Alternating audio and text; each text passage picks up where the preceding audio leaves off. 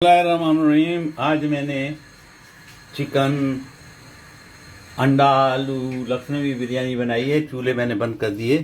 ये मेरे pressure cooker के अंदर मैं बनाता हूँ, आपको पता ही है। अब आप देखिए कैसी बनी है और मैं इसकी रेसिपी आपको इंशाल्लाह लिख दूँगा। ये खोलते हैं। बिस्मिल्लाहिर्रहमानिर्रहीम। ओ गरम गरम। ये अंडा भी है इसमें और चिकन है और चिकन के स्पेयर पार्ट भी डाले गए हैं। जो स्पेयर पार्ट आते हैं चिकन के वो भी डालें। ये लखनवी बिरयानी है।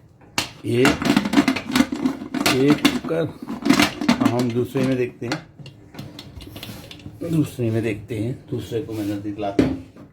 इसमें मैं आपके सामने मसाला छिड़कूंगा ऊपर से, क्योंकि बात चीज़ें इसमें नमक मैं कम डालता हूँ और टेस्ट के लिए ये मैंने नमक का मसाला थोड़ा सा छिड़क दिया ताकि ज़ुबान पे टेस्ट लगेगा, मज़ा आएगा।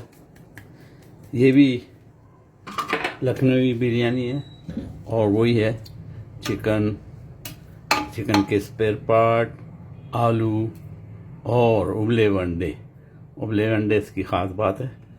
ये डालें। उम्मीद है मैं इसकी आपको रेसिपी लिख दूँगा। उम्मीद है आपको पसंद आएगा।